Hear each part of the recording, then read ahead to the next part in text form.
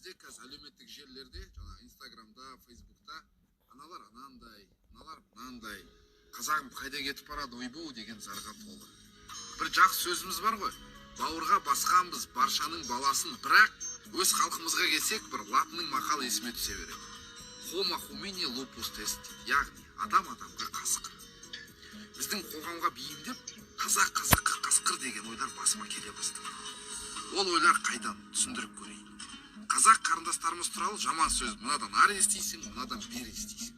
Біріншіден, енді кейбір қыздарымыз жаман болса, ол енді қоғамымыздың сондай болған шығар. Біз ер балалар, өзімізде пәктен қайда алыспыз ғой. Ұнамаса араласпа. Бірақ әлемге қазақтың қыздар пәленше болып атыр деп жар етпеш. Екіншіден, айналаң тек қана жаман қыздарды көрсең, қай жерде жүрсің, ей бауырым, кет о жерден. Базажу. Тағы бір ой. Жаңағы қазақша білмейтін қазақтар мәңгүрт дейміз. Алайда айнала қоғам оған дейін орысша сөйлесе, ол байғұс орысша оқыса, ол қайтып қазақша сөйлесін. Несіне кетіп оларды жамандаймыз? Олжас Сүлейменов ағамыз әлемге болған барлық еңбектерін орыс тілінде жазды. Ол кісі қазақша мүлдем аз сөйлейді. Енді онымен санаспауымыз керек па? Әлде бізде бір патриоттық сезім тілмен ғана байланыстырамыз ба? Жастарымыз жаман дейміз, талапсыз дейміз. Әйтсе де естуім бойынша бізде болашақ деген бағдарлама бар. Сонымен оқып жүрген жастарымыз жұрттың соң қатарында жүрген жоқ па? Керісінше алдың қатарында жүрген. Тарихта бір үлгі болатындай жағдай болған, жаңағы грек полистері дейді. Енді біздің тілмен айтсақ, қалалары Афина мен Спарта бір-біріне қас болады. Түбінде сол жаман көзқарас гректердің Паренополе соғысына әкеп соқты. Әлемге демократиясымен әйгілі Афины қалалары гректер адам санамаған македондықтар мәдениетінің астында қалды. Осының бәрі қорытындыласақ, гректердің бір-біріне деген жек көрушілігі сонда жат мәдениеттің қабылдануына себепкер болды. Не үшін осыны айтып тұрмын? Жаңағы қазақтар орысшаланып барады дейді.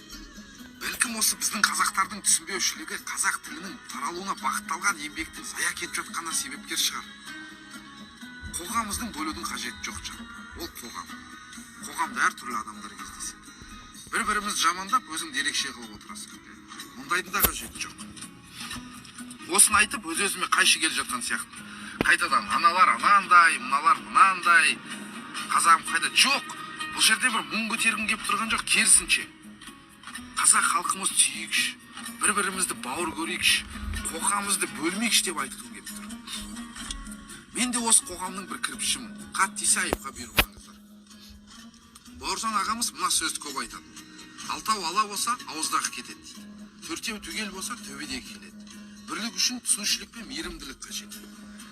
Бір-біріміздің қателіктерімізді халыққа жария етпей, мен дегенді қойып, біз болайықшы, бауырлар, біз болайықшы. Халқым мәмбет болса, мен те мәмбет болғаным.